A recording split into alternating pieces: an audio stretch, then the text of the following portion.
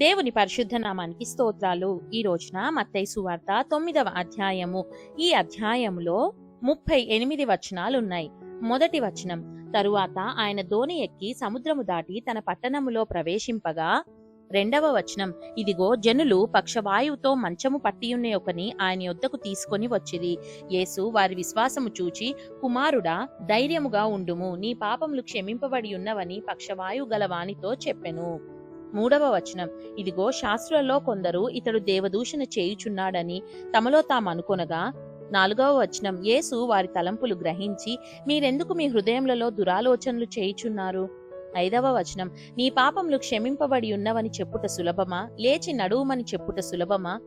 ఆరవ వచనం, అయినను పాపములు క్షమించుటకు భూమి మీద మనుష్య కుమారునికి అధికారము కలదని మీరు తెలుసుకొనవలెను అని చెప్పి, ఆయన పక్షవాయువు గల వానిని చూచి, నీవు లేచి నీ మంచమెత్తుకొని నీ ఇంటికి పొమ్మని చెప్పగా. ఏడవ వచనం, వాడు లేచి తన ఇంటికి వెళ్ళెను. ఎనిమిదవ వచనం, జనులు అది చూచి భయపడి మనుషులకిట్టి అధికారమిచ్చిన దేవుని మహిమపరచిరి. తొమ్మిదవ వచనం, యేసు అక్కడ నుండి వెళ్ళుచు సుంకపు మెట్టునొద్ద కూర్చుండి ఉన్న మత్తయి అనొక మనుషుని చూచి, నన్ను వెంబడించుమని అతనితో చెప్పగా, అతడు లేచి ఆయనను వెంబడించెను. పదవ వచనం, ఇంటిలో భోజనమునకు యేసు కూర్చుండి ఉండగా, ఇదిగో సుంకర్లును పాపులను అనేకులు వచ్చి ఆయన యొద్దను ఆయన శిష్యుల యొద్దను కూర్చుండిరి.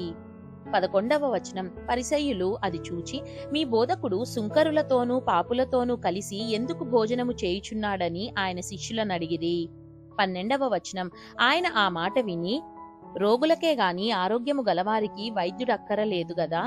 13వ వచనం, అయితే నేను పాపులను పిలువవచ్చితిని గాని నీతిమంతులను పిలువరాలేదు గనుక కనికరమునే కోరుచున్నాను గాని బలిని కోరను అను వాక్య భావమేమిటో మీరు వెళ్లి నేర్చుకొనుడని చెప్పెను. 14వ వచనం, అప్పుడు యోహాను శిష్యులు ఆయన యొద్దకు వచ్చి, పరిసయ్యులను మేమును తరచుగా ఉపవాసము చేయుచున్నాము గాని నీ శిష్యులు ఉపవాసము చేయరు, దీనికి హేతువేమని ఆయనను అడుగగా. 15వ వచనం, యేసు, పెండ్లి కుమారుడు తమతో కూడా నుండు కాలమున పెండ్లి ఇంట వారు దుఃఖపడగలరా? పెండ్లి కుమారుడు వారి యొద్ద నుండి కొనిపోబడు దినములు వచ్చును, అప్పుడు వారు ఉపవాసము చేతురు. 16వ వచనం, ఎవడును పాత బట్టకు క్రొత్త బట్ట మాసిక వేయడు, వేసిన ఎడల ఆ మాసిక బట్టను వెలితిపరచును, చినుగు మరి ఎక్కువగును. 17వ వచనం, మరియు పాత తిత్తులలో క్రొత్త ద్రాక్షారసము పోయరు, పోసిన ఎడల తిత్తులు పగిలి ద్రాక్షారసము కారిపోవును, తిత్తులు పాడగును. అయితే క్రొత్త ద్రాక్షారసము కొత్త తిత్తులలో పోయిదురు, అప్పుడు ఆ రెండును చెడిపోక యుండునని చెప్పెను. 18వ వచనం, ఆయన ఈ మాటలు వారితో చెప్పుచుండగా, ఇదిగో ఒక అధికారి వచ్చి ఆయనకు మ్రొక్కి, నా కుమార్తె ఇప్పుడే చనిపోయినది, అయినను నీవు వచ్చి నీ చెయ్యి ఆమె మీద ఉంచుము, ఆమె బ్రతుకుననెను. 19వ వచనం, యేసు లేచి అతని వెంట వెళ్ళెను, ఆయన శిష్యులు కూడా వెళ్ళిరి. 20వ వచనం, ఆ సమయమున ఇదిగో 12 సంవత్సరముల నుండి రక్తస్రావ రోగము గల ఒక స్త్రీ. 21వ వచనం, నేను ఆయన పై వస్త్రము మాత్రం ముట్టితే బాగుపడుదునని తనలో తాను అనుకొని ఆయన వెనుకకు వచ్చి ఆయన వస్త్రపు చెంగు ముట్టెను.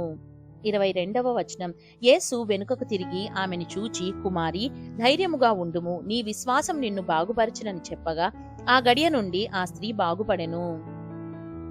23వ వచనం, అంతలో యేసు ఆ అధికారి ఇంటికి వచ్చి పిల్లన గ్రోవులు వాయించు వారిని గొల్లు చేయుచుండు జనసమూహమును చూచి. 24వ వచనం, స్థలమియ్యుడి, ఈ చిన్నది నిద్రించుచున్నదే గాని చనిపోలేదని వారితో చెప్పగా వారు ఆయనను అపహసించిరి. 25వ వచనం, జన సమూహమును పంపివేసి ఆయన లోపలికి వెళ్లి ఆమె చెయ్యి పట్టుకొనగానే ఆ చిన్నది లేచెను.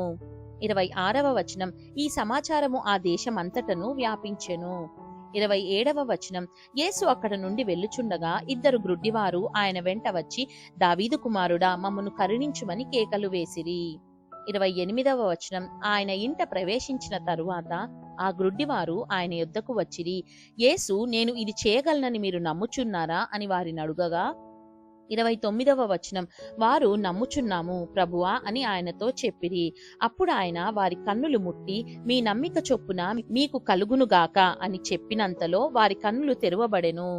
30వ వచనం, అప్పుడు యేసు, ఇది ఎవరికినీ తెలియకుండా చూచుకొనుడని వారికి ఖండితముగా ఆజ్ఞాపించెను. 31వ వచనం, అయినను వారు వెళ్లి ఆ దేశమంతటా ఆయన కీర్తి ప్రచురము చేసిరి. 32వ వచనం, యేసును ఆయన శిష్యులను వెళ్ళుచుండగా కొందరు దయ్యము పట్టిన ఒక మూగవాని ఆయన యొద్దకు తీసుకొని వచ్చిరి. 33వ వచనం, దయ్యము వెళ్ళగొట్టబడిన తరువాత ఆ మూగవాడు మాటలాడగా జన సమూహములు ఆశ్చర్యపడి ఇశ్రాయేలులో ఇలాగు ఎన్నడునూ కనబడలేదని చెప్పుకొనిరి. 34వ వచనం, అయితే పరిసయ్యులు ఇతడు దయ్యముల అధిపతి వలన దయ్యములను వెళ్ళగొట్టుచున్నాడని చెప్పిరి. 35వ వచనం, యేసు వారి సమాజ మందిరములలో బోధించుచు రాజ్యసువార్త ప్రకటించుచు ప్రతి విధమైన రోగమును ప్రతి విధమైన వ్యాధిని స్వస్థపరచుచు సమస్త పట్టణముల యందును గ్రామముల యందును సంచారము చేసెను. 36వ వచనం, ఆయన సమూహములను చూచి వారు కాపరిలేని గొర్రెల వలె విసికి చెదరియున్నందున వారి మీద కనికరపడి 37వ వచనం, కోత విస్తారమే గాని పనివారు కొద్దిగా ఉన్నారు. 38వ వచనం, గనుక తన కోతకు పనివారిని పంపుమని కోత యజమానుని వేడుకొనుడని తన శిష్యులతో చెప్పెను. దేవుడు చదవబడిన పరిశుద్ధ వాక్యాన్ని మనందరి వినికిడిలో దీవించి మనల్ని ఆశీర్వదించునుగాక. ఆమేన్.